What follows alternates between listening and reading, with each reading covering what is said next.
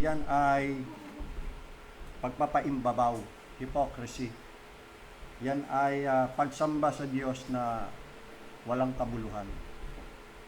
Dahil sinusunod nila ang kaugalian o utos ng mga tao, pero hindi ang utos ng Diyos. Yan. Kaya walang kabuluhan po yan, mga kapatid. Buti na lang, di kayo nagdala ng palaspas. Buksan po natin ang ating po mga Bible sa mga awit sa Psalm 19. Psalm 19. At ating pong basahin ang talatang 10. Tayo po ay muling tumayo. Psalm 19 sa talatang 10. By the way, pinaabot po ng mga kapatiran po natin ng Iglesia sa Molino ang kanilang pagbati po sa inyo. Kinakamusta po kayo, mga kapatid.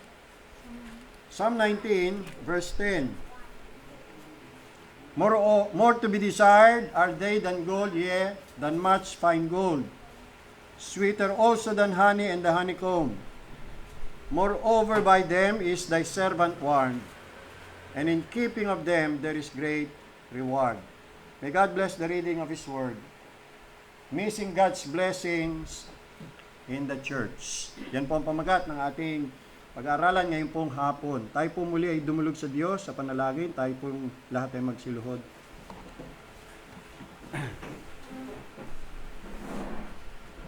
Panginoon naming Diyos na dakil at makapangyarihan sa lahat, purihin kahit luwalatiin.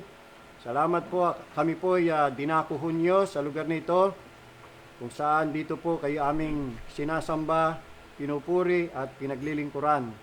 Panalangin po namin, Panginoong Diyos, na ang pananambang ito ay maging katanggap-tanggap at karapat-dapat sa banal na presensya po ninyo. Humingi po kami ng kapatawaran sa lahat ng aming mga kasalanan, pagkakamali at pagkukulang. Tulungan niyo po kami, Panginoong Diyos, na makaunawa. Ipaunawa niyo sa amin ang mahalaga niyong mensahe. Kami po bilang iglesia ay maintindihan namin kung ano po ang nais niyo po para sa amin. Kami po ay bagabagin sa aming mga kasalanan at bigyan ng biyaya na masunod namin kayo sa inyong kagustuhan at mga utos. Gawin niyo po pagpapala sa aming lahat. Ang mensahe, mabuksan kami sa katotohanan at kaliwanagan ng iyong mga salita. Ito po aming kahilingan sa banal na pangalan ng Panginoong Kristo. Amen. Maraming salamat. Ito na po ang huling bahagi ng ating pag-aaral sa serye na Missing God's Blessings. Nakita po natin na kapag tayo po mga kapatid ay hindi tatalima talaga sa Diyos at sumusunod sa kanyang mga utos, malaking mawawala sa atin. Tayo din po ang lugi. Pero kung tayo po ay tapat na sumusunod sa Panginoon, tayo po ang panalo. We are always the gainer sa pagsunod and the losers sa hindi po pagsunod. Ang sabi po dito sa ating teksto, ito'y tumutukoy sa salita ng Diyos. Ang salita ng Diyos ay dapat nasain natin na parang naghahangad o nagnanasa tayo ng pulot. Masarap ang pulot eh. Matamis yan eh. Ang salita ng Diyos ay kinumpara sa pulot at pulot pukyutan na dapat more to be desired. Higit na hinahangad are they than gold, yea, than much fine gold. Maski sa ginto, mahalaga ang salita ng Diyos. Kung ang salita ng Diyos ikukumpara sa ginto, wala sinabi ginto. Ganun po kay David. Pero doon po sa mga karnal, ay siyempre ginto na pipiliin. Pero doon sa mga espiritual, salita ng Diyos. At ang salita ng Diyos higit na mahalaga. At ganun din ko ikukumpara sa pulot at pulot pukyutan, more to be desired. And sa verse 11, moreover by them, sa pamagitan ng salita ng Diyos, ang kanyang lingkod ay nabibigyan ng warning. Nabibigyan ng babala. Kaya naman ay pagka ang isang lingkod ng Diyos o anak ng Diyos ay may ginagawang pagkakamali, ayun, naitatama po siya. mabuti na lang at merong nagtutuwid, merong nagtatama sa kanya. Pinakikilala sa kanya ang kanyang mga kamalian at sinasabi naman kung ano po yung tama at katotohanan. At kapag katapat na sumunod, tumalima, ay meron pong malaking dakilang gantimpala. So ito pong prinsipyong ito, applicable po yan sa ating mga personal buhay. Applicable din po yan sa bawat isa, maging sa mga mananampalataya na maaari po nilang mamiss ang pagpapala ng Diyos pagdating sa kaligtasan. Tayo maaari mamiss natin bilang mga mananampalataya, mga pagpapala ng Diyos sa ating mga personal na buhay. Pwede rin mamiss ng mag-asawa o ng isang pamilya ang pagpapala ng Diyos sa kanilang tahanan pag hindi sila tumalima sa Panginoon. At panguli, ang iglesia. Missing God's blessings in the church. Now, the Lord treats with local churches on the same principles as He does with individuals. Na sila rin, ang mga iglesia o iglesia ng Panginoon, ay nakakaranas din po o kaya'y namimiss po nila ang blessings ayon po sa kanilang karunungan o kahangalan. Una, mula sa 2 at 3 kabanata ng Apokalipsis o Revelation ay natutunan po natin doon o matutunan po natin doon ang prinsipyong ito. Buksan po natin sa Revelation chapter 2. Ito po yung pinag-aralan nating 7 churches sa Asia Minor na ngayon ay modern Turkey, Western Turkey. Nung panahon yon ay doon pa, naroon pa yung mga 7 churches ng Panginoon, namely Ephesus Church, Smyrna Church, Pergamos Church, Thyatira Church, Sardis Church, Laodicea Church, Philadelphia Church. Wala yung San Pablo Church. Ngayon yung San Pablo Church, modern. So, ito po mga simbang ito sinulatan ho yan ng Panginoon. At sa Bible, ito po yung huling mga mensahe ng Panginoon sa kanyang mga iglesia bago mag-tribulation period. Kaya napaka-importanteng pag-aralan to at sa biyaya ng Panginoon, tinalaki po natin yan, serye ng pag-aaral. Every Sunday. Kasi ito na yung huling mensahe ng Panginoon sa mga simbahan in the context of the last days. Kasi we are now living in the last days. Ang tawag sa atin ay end time believers. Ito na yung actually ito na yung the last of the last days. Yan. Ang susunod na event, mga kapatid, na mangyayari any moment, rapture. Kukunin ng Panginoon yung kanyang bride, which is the church, yung faithful remnant, at lahat ng mga namatay kay Kristo, those who died in Christ, dead in Christ shall rise first. Bubuhayin silang maguli ng Panginoon Jesus. At aagawin sila, snatch away. Rapture, ibig sabihin to snatch away. So mabilisan lang po yan. Hindi na abuti ng 1 segundo. Wala na. In the twinkling of an eye. Sabi ni Paul, ganun kabilis. Kunin yan. Pagkatapos niyan, hudyat na ang simula, hudyat na yan ang pagsimula ng 7 years tribulation period. Itong gerang nangyayaring ito, ayan na po yan actually, matagal na po yan. Sabi ng Panginoon Jesus, mga pasimula po yan. Tagal nang nangyayari, pasimula patapos na ho So, mga sinyalis na po yan mga kapatid. Pero huwag kayong mag-alala, hindi pa ho yan ang World War III. Hindi po ako niwala na mag-umpisa ng World War III, hindi po. Kasi pagka nagkaroon ng World War III, masisira plano ng Diyos. Masisira. Miro mo, World War III, nuclear war yan, di ubos sa mga bansa. Paano yun? Sino pa i-rapture ng Panginoon? Di ba? Ubos, mga tao. Mag-missile lang sila dyan, Lalo na Pilipinas, ang missile lang tayo Di ba? Noon, kung uso yung katagang isang bala ka lang, tayo isang missile ka lang. Tapos ka na. You see, hindi pa ho yan. Ang World War III sa Battle of Armageddon, yun ang aking paniniwala. Battle of Armageddon. Labanan sa pagitan ni Jesus Christ at ang kanyang mga hukbo at ang mga bansa. Yeah. Sa pamumuno, sa kampo, sa hukbo ni Jesus Christ, siya mamumuno. Darating siya kasama ng mga hukbo sa langit.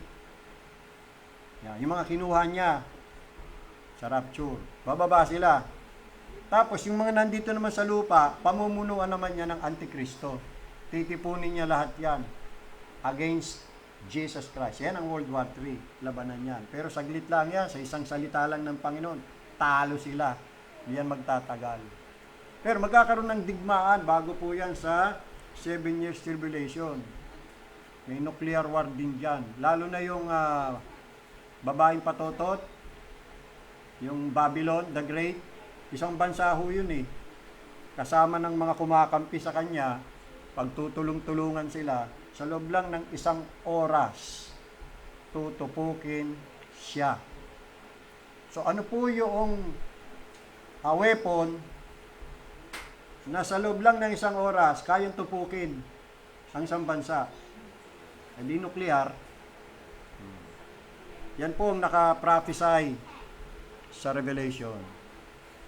So any moment, pwedeng mangyari ang rapture. Any moment. Andiyan na yan. Malay nyo, pagkatapos nito, mag-rapture na. Baka hindi pa tayo natatapos, biglang mag-rapture.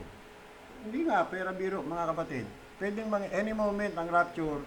Ang tawag dyan, the imminent return of Jesus Christ. Meaning, any moment, pwedeng mangyari ang rapture. So, ang tanong, are you ready? Are you ready?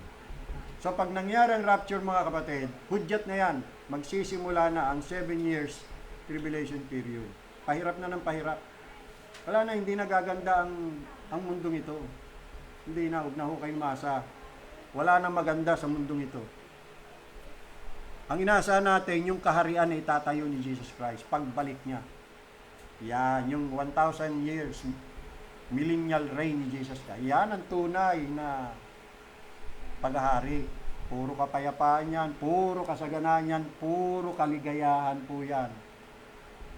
Wala na hong kasama ang iiral diya o kaya'y maghahari. May iiral pa rin, pero hindi mamamayani. Babalik ta rin. Ngayon, ang namamayani, kasamaan. Nasa ilalim ang kabutihan.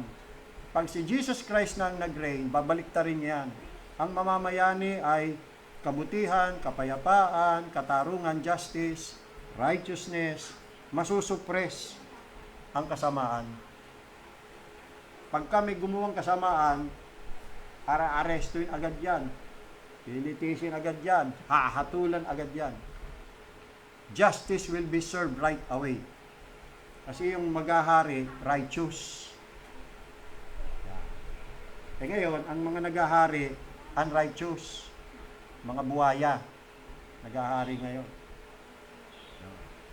Pag si Jesus Christ ang naghahari, ang maghahari ay leon. The Lion of David. The Lion of Judah. The tribe of Judah. Tinawag si Jesus Christ na the Lion of Judah. So, leon. Lagot ang mga lalaban sa kanya. Ganun po yung mga kapatid. So, itong 7 churches na ito ay nagpadala ang Panginoon ng message sa kanila at ito na ang last message ng Panginoon. Kasi after chapter 3, wala nang mga churches. Mapapansin nyo, wala nang message ang Panginoon sa mga churches. Pagdating sa chapter 4, hanggang sa last chapter, wala Kasi kinuha na, rapture. Kaya ito nang last message. Kaya, importanteng malaman natin ito. Kasi, tayo ay nasa end times na. At bilang iglesia ng Panginoon, ano ang dapat nating iugali? Ano ang dapat nating iasan? Ano yung inaasahan ng Panginoon na dapat na maging conduct ng kanyang mga iglesia bago siya dumating? Kaya may importanteng malaman yan. So ito yung mga gusto ng Panginoon sa mga churches. Kaya lang, may nakita ang Panginoon na mga kamalian, na dahil dyan sa mga kamalian yan, na hinder, nagkaroon ng obstruction sa pagdaloy ng kanyang blessing at approval sa kanila. For example, itong iglesia sa Ephesus, in Revelation chapter 2, verse 4, look at her folly. Tingnan niyo po ang kanyang kamangmangan o naging kahangalan. Sabi po ng Panginoon in verse 4, nevertheless, I have somewhat against you. Ano yun? Because thou hast left thy first love. And because of that, ito po ang naging banta ng Panginoon sa kanya in verse 5. Remember therefore from where thou art fallen and repent. Pinagre-repent niya yung kanyang church. Kasi mahal ng Panginoon yan So itinutuwid lamang, ikinukorek lamang ng Panginoon yung iglesia na kanyang minamahal, iniibig. Gusto niya mag-repent sila, amin lang kalamang ang pagkakamali at kasalanan. And do the first works. Dahil kung hindi, otherwise, or else, I will come unto thee quickly, and will remove thy candlestick. Ang candlestick, church. Ayon po dito sa chapter 1, in verse 20. So kung church yan, tatanggalin ang church. I will remove your candlestick out of its place, except thou repent. Kita nyo? Sa halip na ma-experience niya, yung blessing ng Panginoon, judgment, pag hindi siya sumunod. Ibig sabihin nito, hindi na siya kikilalanin ng Panginoon na kanyang church. Mawawalan siya ng authority. Pwede pa siya magpatuloy o mag-exist bilang isang church. Kaya lang, hindi siya kilalanin ng Panginoon See? Tinanggal na yung candlestick. Wala na siyang influence, wala na siyang power doon sa area yon. Out of her place. Wala na. Hindi nagagawa ang Panginoon diyan. So yan ang banta. Yan ang resulta at magiging consequence ng kanyang kahangalan. Samantala, tingnan nyo naman sa Pergamos Church in chapter 2 pa rin in verse 14. But I have a few things against thee. Alam nyo, mabigat po yan. Napakahirap. Ewan ko lang mapapakali ka ba? Mapapakali ka ba kung ang Panginoon may laban sa iyo? May laban ako sa iyo. Yan sa Tagalog Meron akong ilang bagay na laban sa iyo. Pagka ang Panginoon laban sa iyo, manginig ka na. Matakot ka na. Mabahala ka na. Panginoon yan. May laban siya sa iyo. Ibig sabihin, ginagawa mo, hindi niya approve, hindi na approve, wala siyang approval. Hindi siya sang-ayon. Kaya sabi niya, may laban ako sa iyo. Ano yun? Ano yung laban ng Panginoon? Because thou hast there them that hold the doctrine of Balaam, who taught Balak to cast a stumbling block before the children of Israel. Na si Balaam is a false prophet. False prophet yan. May doctrine siya. Yung doctrine ni Balaam, nakita ng Panginoon. Nandun sa church sa Pergamos. Tapos, kumakain sila, sabi diyan, to eat things, sacrifice unto idols, and to commit fornication. So, anong kanilang kasalanan? Yung kanilang carelessness, pagiging careless and compromising church. Nagkaroon sila ng doctrine na hindi naman dapat yan paniwalaan, hindi dapat yan nakapasok sa loob ng church. See? Kinamumuhian ng Panginoon yan At ito pa, sa verse 15, so hast thou also them that hold the doctrine of the Nicolaitans, which thing I hate. Kita nyo? Kaya ang doktrina, mga kapatid, importante po yan. Marami sa mga pastor naniniwala, hindi na raw mahalaga doktrina, hindi raw importante yan Ang importante daw, mag-ibigan tayo sa isa't isa, magdala ng kaluluwa, mag-win souls. Sino may sabi? Hindi importante yan. Ito, Panginoon, pag may nakita siya sa isang church na mali ang doktrina, lagot yung simbahan. Pagka false doctrine, kinamumuyan ng Panginoon yan So meron palang katuruan ng Panginoon na He hates. At anuman ang kinamumuhian ng Diyos, dapat ding kamuhian ng iglesia. At anuman ang minamahal o iniibig ng Diyos, dapat mahalin at ibigin din ng iglesia. Tama?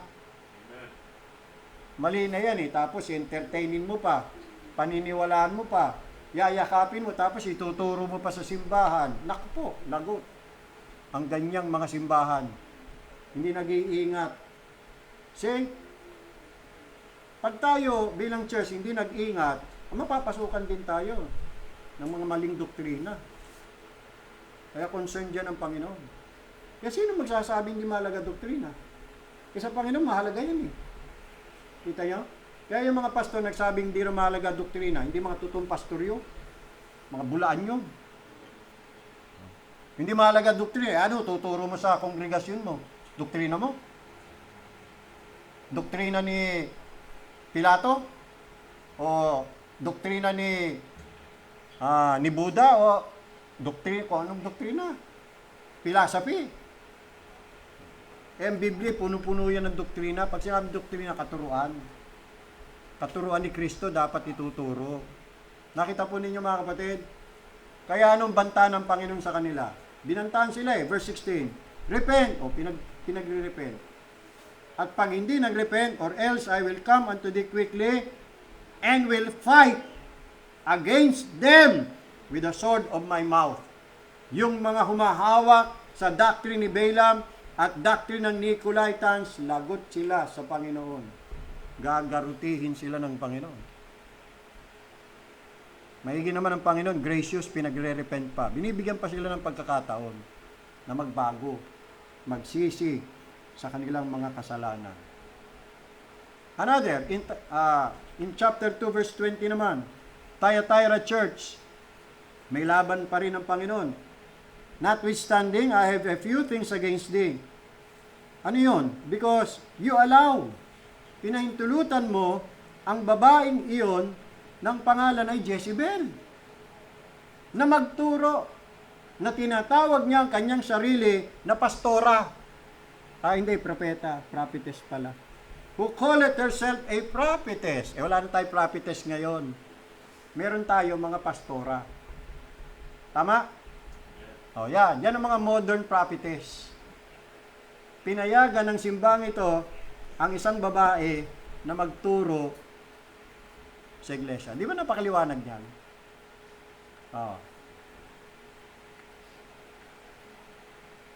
To teach, to teach.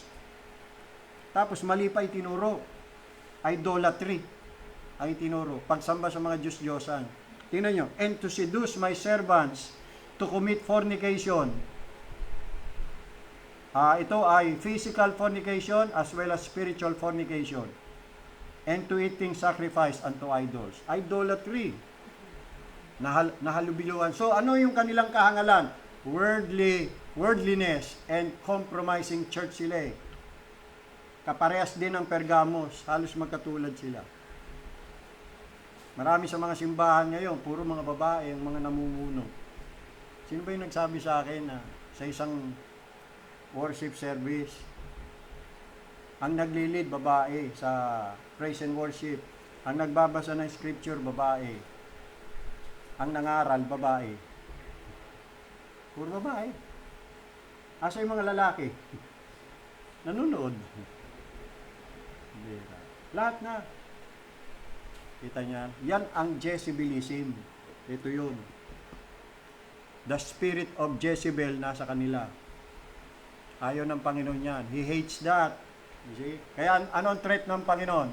Verse 22, Behold, I will cast her into a bed, and them that commit adultery with her, saan? Into great tribulation. Iwan sila. Pasok sila sa great tribulation. Except they repent of their deeds. 23, And I will kill her children with death. Yung mga naging anak niya, dahil nag-fornicate siya Nagkaroon sila ng sexual intimacy. Yung mga nag-fornicate sa kanya, pati mga anak niya, papatayin. And all the churches shall know that I am he who searcheth the minds and hearts, and I will give unto every one of you according to your works. You see, napaka-mitikuloso ho talaga ng Panginoon. Hindi ho niya palalagpasin niyang mga bagay na yan. Sunod, yung Sardis Church in chapter 3 naman, verse 20. Chapter 3, verse 3. Verse 2. Be watchful and strengthen the things which remain that are ready to die, for I have not found your works perfect before God. Kaya ang banta ng Panginoon in verse 16, I'm sorry. Ano nga ba ako? Pinagre-repent din sila eh. Verse 3, remember therefore how thou hast received and heard, and hold fast and repent. If therefore thou shalt not watch, I will come on thee as a thief, and thou shalt not know what hour I will come upon thee. So anong kanyang kahangalan? Ay hindi siya naging masunurin sa Panginoon. Meron siyang mga pinabayaang bagay, lalo na yung mga nananatili, ready to die. Ay ang gusto ng Panginoon, ipagpatuloy o turuan yun. Yan. Sabi niya, hold fast. Strengthen. Ayan o. Strengthen the things which remain, sa verse 2, that are ready to die. Kasi nakaligtaan na, napabayaan na eh. Maaring mga miyembro yan na nananatili pa o yung katuruan na maaari nang mawala dahil nga pumapasok na yung doctrine, mga false doctrine, doctrine ni Balaam, doctrine ng Nicolaitans, at pati na yung Jezebelism na doctrine. Ayun na, napay-penetrate na sila eh, ng mga false doctrines. Nawawala na yung tunay na aral o doktrina. Na pagdating sa Sardis Church, meron pang ilan na humahawak doon. Kaya sabi ni Jesus Christ, palakasin mo sila. Strengthen the things which remain that are ready to die. Then last, Laodicea Church. Tingnan niyo ang kanyang kahangalan, chapter 3, verse 15. I know thy works, that thou art neither cold nor hot. I would thou wert cold or hot. So then, because thou art lukewarm, ayun ang Panginoon ng lukewarm church. Hindi mo alam kung ano ba talaga, sala sa init, sala sa lamig. Hindi mo alam kung sobrang gracer nga ba o Armenian. Kristiyano nga ba o hindi? Baptist nga ba o Baptist? Mga ganun ba? Hindi mo alam kung anong katuruan eh. Kung ano bang tinatayo, kung ano bang pinaninindigan. Wala eh. Walang paninindigan ng simbahan ito. Importante sa kanya, madami silang miyembro. Mayaman sila, may building sila. Kasi sabi niya, mayaman daw siya eh. Look at in 17. Because thou sayest, I am rich, and increase with goods, and have need of nothing. Pero sabi ng Panginoon, di mo alam, and knowest not that thou art wretched, and miserable, and poor, and blind, and naked. At dahil sila ay lukewarm, ang banta ng Panginoon sa kanila, isusuka ko kayo. Yan ang banta ng Panginoon, yan ang kanyang judgment. So ito po mga iglesyang ito mga kapatid, sila po ay pinagre-repent ng Panginoon. At pag hindi sila magrepent, hindi lang nila mamimiss ang blessing ng Diyos sa kanilang mga iglesia, kundi they will suffer greatly. Ang dadanasin nila sa halip blessing, judgment. You see that? Now, these churches are commanded to overcome all sort of challenges. 7 times, sinabi ng Panginoon, He that overcometh. For example, dito sa verse 21, Laodicea Church, chapter 3, to him that overcometh. Ano ibig sabihin? Ang tunay na iglesia ng Diyos ay nakikipagbaka. Nasa pakikipagbaka siya, marami siyang kalaban. Kailangan niyang magtagumpay, kinakailangan niyang magpunyagi. Inaasahan ng Panginoon na ang kanyang church ay maging overcomer. Marami kasing challenges na harapin. Dapat maging overcomer. And he that overcometh, and to hear what the Spirit saith unto the churches. Yan. Pakinggan ang sinasabi ng banal na Espiritu. Look at me verse 22. He that hath an ear, let him hear what the Spirit saith unto the churches. 7 times yan. Sinabi yan sa bawat church. To him that overcometh. And then, he that an ear, let him hear what the Spirit saith unto the churches. 7 times. At yan ang duty ng bawat church ng Panginoon. They should never ignore the commandments, the admonitions and exhortations ng Panginoon if they wish to experience God's blessings upon them. Look at in verse 10 of chapter 3.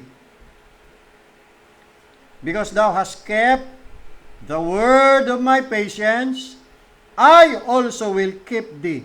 Look at the reward. Tingnan ang gantimpala sa mga tapat na iglesia na sumusunod sa Panginoon, tulad ng Philadelphia, the Philadelphia church. I also will keep thee from the hour of temptation, which shall come upon all the world to try them that dwell upon the earth. Dalawa lang sa 7 iglesyang ito ang kinumend ng Panginoon. Si Smyrna Church at saka itong Philadelphia Church. This is the almost perfect church, Philadelphia Church. It's a faithful church. At napag-aralan na po natin yan. Kita niyo ang blessing ng Panginoon dyan, no? Ingatan sila. Bakit? Kasi iningatan din nila yung salita ng Panginoon. Diba napakaliwanag, mga kapatid? Yan po yan. Unas natin na ang blessing ng Panginoon patuloy na dadaloy sa iglesyang ito, tumalima tayo sa sinasabi ng Panginoon. Isunod naman natin yung Corinth Church. Punta naman tayo sa 1 Corinthians chapter 11. Punta tayo sa Corinthian Church. In 1 Corinthians chapter 11, mga kapatid, nais kong basahin natin yung talatang 18. Dito, mababasa po natin kung ano yung kanyang malubhang nagawang pagkakamali. Ito ang kanyang serious mistake. Verse 11. For first of all, when you come together in the church, I hear that there are divisions among you. 1 Corinthians 11:18. There are divisions among you, and I partly believe it. Ano po ang kapintasan, kamalian ng iglesyang ito? Nagkaroon po ng pagkakabahagi sa mga miyembro, which is bad. Hindi dapat nagkakabahagi, hindi dapat nagkakaroon ng pagkakampi-kampihan ang mga kaanib o miyembro ng iglesia. At hindi lang yan, may ginawa silang pangit na asal o misbehavior. Alam nyo kung ano yon? Verse 20. When ye come together, therefore into one place, this is not to eat the Lord's Supper. So nag-Lord's Supper sila, mali ang ginawa nila. Kaya sabi ni Paul, hindi Lord's Supper ang ginawa ninyo. Ano ba ginawa nila? 21. For in eating, everyone taketh before the other his own supper. Nagkanya-kanya ng dala ng pagkain. Parang naging potluck, Kanya-kanyang baon. And one is hungry and another is drunk. Nagkainan, nag-inuman, nalasing. O, kita nyo ha? Ito lang, patunay talaga na sa Lord's Supper, alak ang ginagamit. Kasi ito nalasing Subukan mo uminom ng grape juice. Tingnan kung malasing ka. Kaya tayo, grape wine talaga ginagamit natin. Wine talaga, fermented wine. Yan yung fruit of the vine. Alright. Kaya lang, inabuso nila ang Lord's Supper. Mali ang ginawa nila. Binaboy nila. Naging basto sila sa banal na hapunan ng Panginoon. Hindi nila ikinonsider yung pagsisimbolo doon sa banal na hapunan eh. Yun ang kanilang naging pagkakamali. So ano hong naging resulta? Tingnan niyo sa verse 30. Natuwa ba Panginoon sa ginawa nila? For this cause. Ano yung for this cause? Yung ginawa nila doon. Sa verse 21. For this cause, many are weak and sickly among you, and many sleep. Ano yung many sleep? Natuluyan. Namatay. Palibhasa kasi, mga mananampalataya, ang tawag sa kamatayan ng mga mananampalataya ni Kristo ay sleep. Kaya pagka namatay tayo, sabihin nyo lang dun sa maging balsamo, gawin nyo pong parang natutulog lang po. Ayos yun. Kaya pagdating ng bangka, ayan po, parang natutulog. Nakaganon. Bakit nakaganon? Kasi tulog eh, gigisingin ulit yan, bumuhayin. Pero yan, ang ibig sabihin talaga niya, namatay. Tingnan niyo, pagkakasunod-sunod ng hina. Bodily weakness yan, ng hina katawan, nagkasakit, natuluyan. Stages. Ano nakita natin? Ginad sila ng Panginoon. Narito po ang isang malinaw na kaso kung saan maraming mga Kristiyano ang hindi nila naranasan ang blessing ng Diyos at sa halip, nagdala pa sa kanila ng temporal judgment. Bakit? Dahil sa kanilang misconduct or folly, kamangmangan, kahangalan. Nag-Lord Supper sila ng unworthily. Nag-Lord Supper sila ng hindi karapat-dapat. Verse 27. Wherefore, whosoever shall eat this bread and drink this cup of the Lord unworthily, see that? Shall be guilty of the body and the blood of the Lord. Tama-tama. Maglo-Lord Supper tayo ngayon. Yan. Dapat siseryosohin natin mga kapatid ang banal na hapunan. Kasi siniseryoso po yan ng Panginoon. Kapag maraming kaso ng mga karamdaman at kamatayang nangyayari sa isang church, ano ibig sabihin po niya mga kapatid? Ginadjudge na ng Panginoon yung church na yun. Kung kaya't hindi po natin dapat ituring itong bilang isang maliit o pangkaraniwang bagay lamang, kundi sa halip, ito po ay maging sanhi ng pagsisiyasat o eksaminasyon ng ating mga puso, ng ating mga sarili sa harap ng Diyos at mapagpakumbabang pagtatanong sa Kanya, Panginoon, ano po ang aking nagawang pagkakamali o kasalanan? Kaya wag nating babaliwalayin ang banal na hapunan, mga kapatid, dahil seryoso ho ang Panginoon. Hindi ho siya nagpapabiro. Ang Diyos ay hindi ho nagpapabiro, sabi sa Galatians 6:7. Hindi ho. Seryosong bagay pong banal na hapunan. Kaya nga, banal na hapunan. And God was not dealing with them in mere sovereignty, but in governmental righteousness. Dinidisiplina sila dahil sa isang grave offense na ginawa nila. Ipinahayag lamang ng Diyos yung kanyang displeasure sa kanila dahil sa kanilang mga kasalanan. They were afflicted by God with bodily sickness. Na sad to say, nauwi sa kamatayan. You see? Ng ilan, hindi naman lahat, ng ilan. Dahil nga sa kanilang kalapastanganan at kawalan ng pagpipigil sa sarili.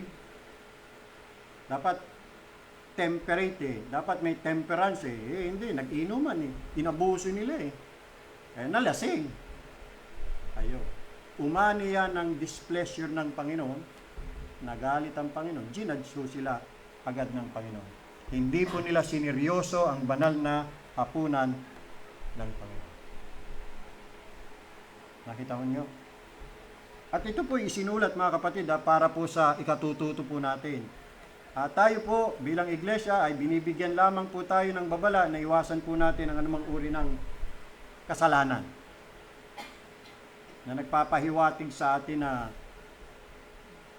ang magkasala ay mag-expose po yan sa atin sa displeasure ng Diyos. At dito po ay ipinapakita po natin ang pinapakita po sa atin ang maranasan po natin o kaya makaligtaan natin ang pagpapala ng Diyos. Either we experience the blessing of God or we miss the blessing of God. At yan po ay may malaking kaugnayan o kaya impluwensya o kinalaman sa health ng ating mga katawan. Hindi kaya yung ating mga karamdaman ay may kaugnayan din yan sa ating mga pagsuway sa Panginoon.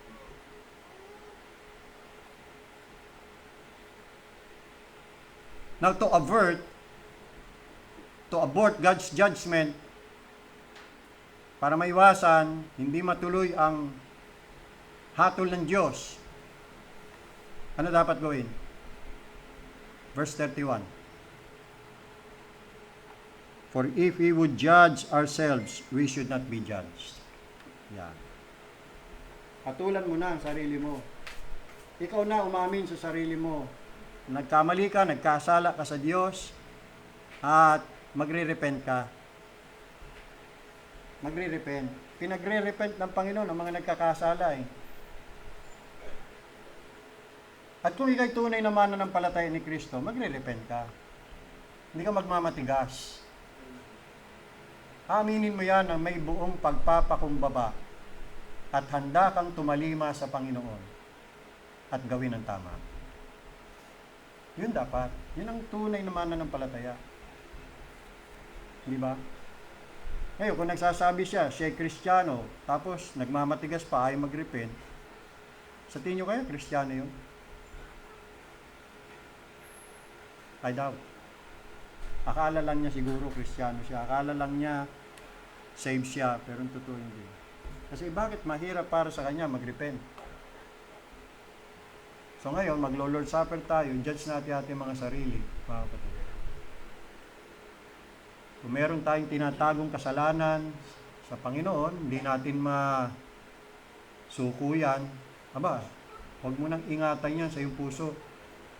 Siwalat mo niya, confess mo. So that you will not be judged by the Lord. Ngayon, kung ayaw mo talagang isukoy, ayaw mong i-give up yan sa Panginoon, then pahatol ka sa Diyos. Tanggapin mo ang magiging kahatulan niya sa iyo. Be ready. Alam niyo, ang banal na hapunan, mga kapatid, parang ano yan, pagdidisiplina. Ang banal na hapunan, dapat nyo maintindihan, mga kapatid, part yan ng sanctification ng Diyos sa kanyang church. Sa pamamagitan ng banal na hapunan, dinadalisay tayo eh. Sa paanong paraan? Na bago tayo mag-Lord Supper, siyempre, kakainin mo ay yung tinapay na magsisimbolo ng katawan ng Panginoon eh. At yung alak na inumin mo ay magsisimbolo ng kanyang dugo eh. Sabi niya, no? Diba? Sinabi niya ni Paul sa verse 27. Kaya pagka may tinatago kang kasalanan, unworthily ka, hindi ka rapat-dapat. Sa halip na yan, isuko mo yun sa Panginoon, i-confess mo yan, hingi mo na lang tawad, iningatan mo pa, ayaw mo pong gawin. So kakain ka ng tinapay at iinom ng alak.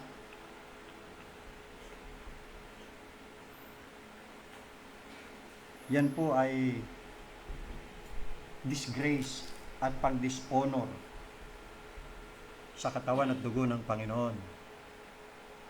At sigurado po yan mga kapatid, aani po yan ang kanyang katulan.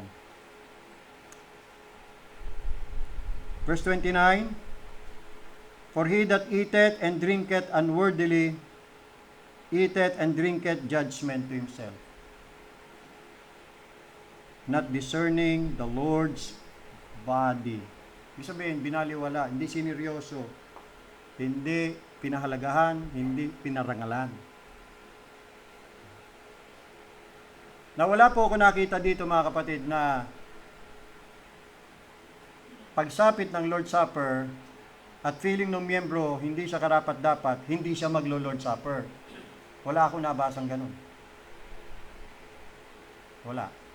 May nabasa ba kayo? Na pagka hindi siya karapat-dapat, excuse po muna ako. Pastor, excuse po muna ako, hindi muna ako maglo-Lord's Supper. Bakit? Feeling ko po hindi ako karapat-dapat. Bakit? Isa lang man dahilan yan may ginawa kang kasalanan. Diba? Kung may ginawa kang kasalanan, sabi, hatulan mo sarili mo. Maamin ka na sa Panginoon. Tapos be willing to turn away from your sin. Suko mo na yan. Hindi kang tawad. Gawin mo kung anong tama. Sumunod ka sa Panginoon. Yun dapat, diba? Kaya nga dapat bago mag-Lord's Supper, see to it that you are worthy. Kasi pag hindi, unworthily, eateth and drinketh judgment or condemnation. Na yan ang ginawa nitong mga miyembro, pinaglaruan nila banal na punan, ano naging resulta? Nanghina ang mga katawan, nagkasakit yung iba, at ang iba naman, natuluyan. Namatay. Kita nyo? Yung kanilang karamdaman, kamatayan, may kinalaman sa kanilang pagsunod o pagsuway sa Panginoon.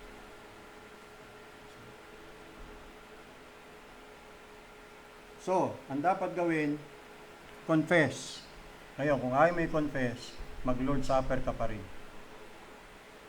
At magpahatol ka sa Panginoon.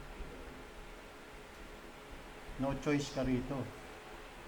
Disiplina to Parang ganito yung bata na sinuway niya kanyang magulang, di sumunod. Papaluin. Ba'y mananakbo? Walang takbuhan dito.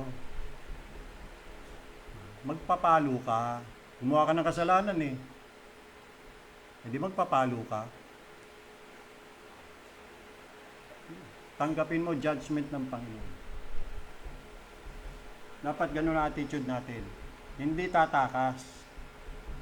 Sa Lord's Supper mga kapatid, sa hapunan ng Panginoon, di ba 12 yung kanyang alagad? Doon sa 12 agad, during Last Supper, meron doon isa na hindi napasama. Sino yun? Si Judas. Wala tayong makikita sa Bible na nung sinwitch ng Panginoon yung Passover to Last Supper o Lord's Supper, kasama pa rin si Judas. Sa Passover, kasama siya.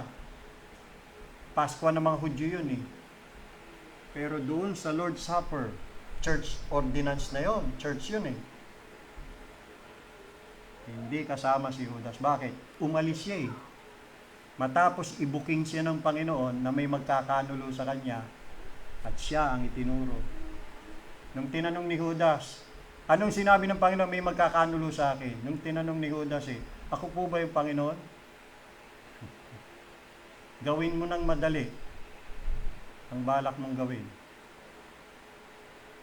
Umalis siya. Tapos nag-Lord's Supper sila. Kasi si Judas, unsaved yan. Kahit apostol yan, unsaved yan. Unregenerate, unbeliever yan. Wala siyang part sa body and blood ni Jesus Christ. Unsaved yan So, ano lesson? Pagdating sa church, ang walang part sa Lord's Supper, unsaved. Unbeliever. Kaya mga miyembro lang ang kinoconsider po nating bagamat may mga bisita po tayo dito, pero ang Lord's Supper lang talaga exclusively sa mga church members of the church. Sila yung mga nagpahayag na ng pananampalataya kay Kristo at sumunod sa Panginoon Jesus sa water baptism at naging part ng body of Christ, which is the church. The church is the body of Christ. So, ang pag-partake ng Lord's Supper ay nangangahulugan na ikaw ay tinubos ni Kristo sa pamagitan ng kanyang kamatayan sa krus, noong kanyang katawan ay nabayubay bilang sacrifice. Siya ang naging offering kapalit mo Siya ang naging handog at yung kanyang dugo na nabuhos, yun po yung naglinis sa iyong kasalanan. So every time na ikaw ay nagpapartake ng Lord's Supper, pinahayag mo yan in public na ikaw ay tinubos ni Kristo, binayaran niya ang iyong utang, ransom, at ang pinambayad niya ay ang kanyang buhay, katawan at dugo.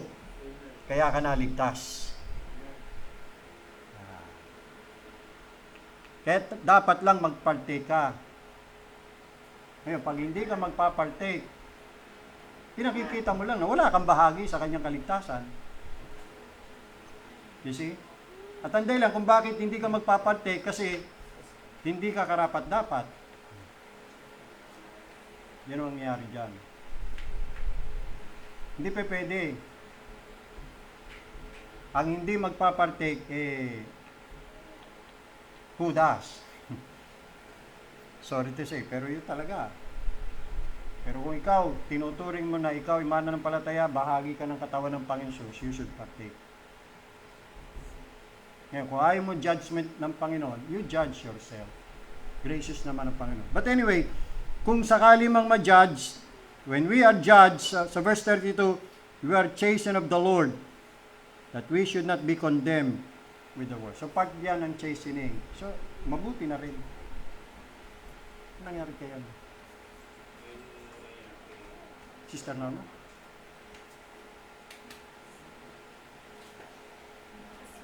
Ay, nasma. Emergency ba? Pwede, dalhin sa hospital.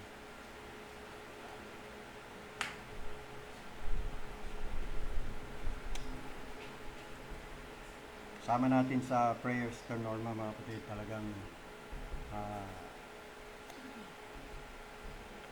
nung kamakailan, niraspa siya Niraspa. Natigil yung kanyang pagkikemo kasi dinudugo siya. Dapat, pagka kinikemo, lalo ngang titigil ang pagdudugo, yung regla. Hindi, lalo siya nagkaroon ng bleeding.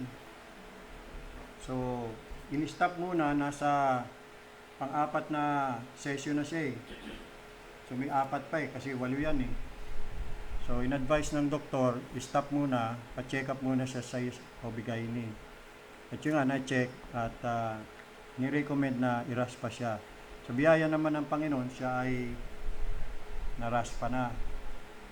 Wala silang binayaran. Kaya lang, ayun, mayroong issue na naman. Kaya lagi natin sama sa panalangin. So, yun ang sinasabi natin mga kapatid. Kung tayo man po ay i-chastise ng Panginoon, for our own benefit din yan. Hindi yan dahil sa galitan Diyos. No. Ang chastening mga kapatid, tanda natin yan, ginagawa yan ng Panginoon sapagkat mahal niya tayo. Hindi dahil sa galit siya sa atin. Mahal niya tayo. Sabi doon sa binasa natin kanina, Revelation 3, whom the Lord loveth, He chasteneth. Diba? Tanda yan ang kanyang pagmamahal. So nakita nyo na yung purpose ng Lord's Supper talaga, sanctification po yan. Yeah. Sanctification ng Panginoon. Then lastly, mga kapatid, church pa rin sa Corinth, sumulat si Apostle Paul sa kanila tungkol sa pangangailangan ng mga miyembro ng iglesia. Tingnan natin, chapter 12, verse 25. Sabi ni Paul, that there be no schism in the body. Division. Schism means division. That the members should have the same care one for another. I want you to notice those phrase, or that phrase, the members should have the same care one for another. Sa Tagalog, upang wag magkaroon ng pagkakabahabahagi o pagkakagulo sa katawan, meaning the church, kundi ang mga sangkap o ang mga bahagi ng katawan, the church, ay magkaroon ng magkasing isang pag-iingat. O kaya ang ibig sabihin, magkaroon ng magkatulad na malasakit sa isa't isa. So, sa isang church, bilang mga kaanib ng iglesia, dapat meron tayong pagmamalasakit sa isa't isa. At paano natin ipakikita ang pagmamalasakit natin sa isa't isa? Sa pamagitan ng panalangin sa isa't isa. Alalahanin natin ating mga kapatid sa Panginoon. Pag tayo nananalangin, pag-pray natin sila. Katulad, Sister Norma, pag-pray natin, Brother Jundel, na hindi natin kasama ngayon kasi nagpapahinga siya. Lagi natin sila pag-pray. Paano? Paano pa? Pagbisita sa kanila. Dalawin sila at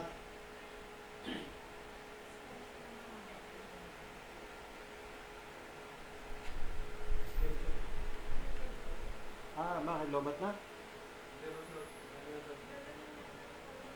Okay.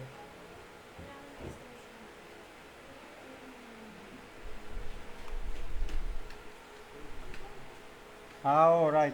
Kailangan ng extension. Sige.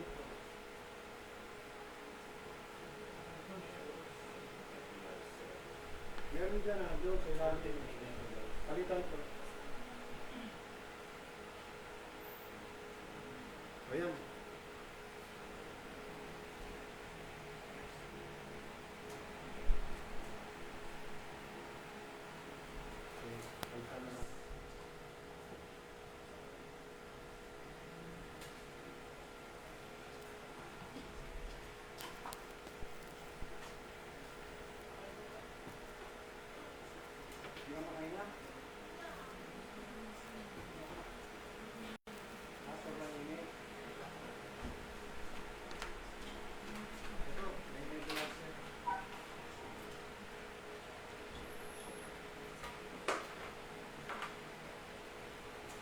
Nahapo. Sa init kasi.